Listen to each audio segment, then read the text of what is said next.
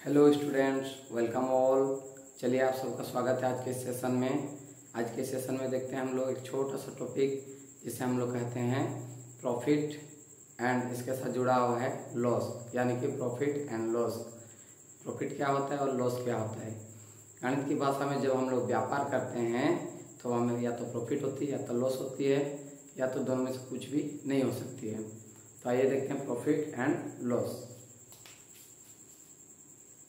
यानी कि लाभ या हानि। जब हम लोग व्यापार करते हैं तो हमें उसमें लाभ यानी कि फायदा होता है और कई बार हमें हानि भी होती है। तो आइए देखते हैं किस स्थिति में हमें लाभ होती है और किस स्थिति में हमें हानि होती है। चलिए, जैसे कि हम लोग बाजार में कोई वस्तु खरीदते हैं तो उसे हम लोग क्रय मूल्य कहते हैं। उसे हम लोग कहते हैं क्रय मूल्य। जिस कीमत पर किसी वस्तु को खरीदते हैं उसे कहते हैं क्रय मूल्य।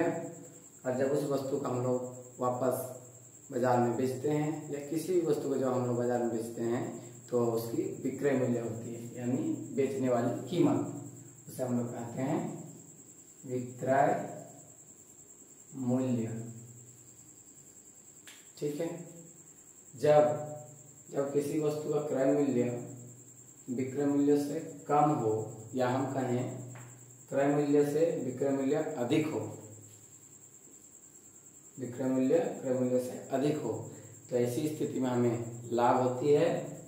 ऐसी स्थिति में हमें लाभ हो रही है। और जब किसी वस्तु का क्रय मूल्य बहुत ज्यादा हो, यानी कि ज्यादा हो, किससे? विक्रय मूल्य से, या कहें विक्रय मूल्य क्रय मूल्य से कम हो, तो ऐसी स्थिति में हमें हानि होती है। ऐसी स्थिति में हमें हानि होती है।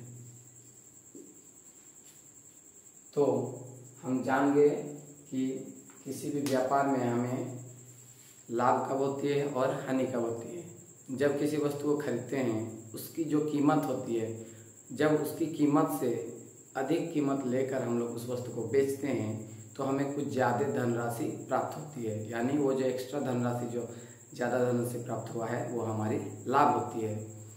और इसके ठीक विपरीत, जब हम किसी वस्तु को खरीदते हैं और उससे कम कीमत पर उसे बेचते हैं तो हमें अपने हाथों से कुछ पैसे चली जाती है। तो हमें वो जो कुछ पैसे हमसे कम प्राप्त हुए वो हमारी हानि हुई।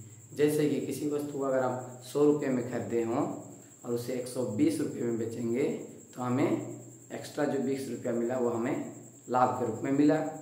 और अगर उस वस्तु को, यानी कि 100 रुपये में खरीदे हुए वस्तु को 80 रुपये में बेचते हैं या 70 रुपये में बेचते हैं तो हमें 70 रुपये में बचने पर 30 रुपीज़ यानी 30 रुपये की नुकसान उठाना पड़ेगा, यानी 30 रुपये का हमें हानि हुई। आप लोग ये चीज़ समझ चुके होंगे, मुझे लगता है आप लोग इस चीज़ को समझ चुके होंगे। तो आज के सेशन को यहीं समाप्त करते हैं, चलते हैं, बाय बाय।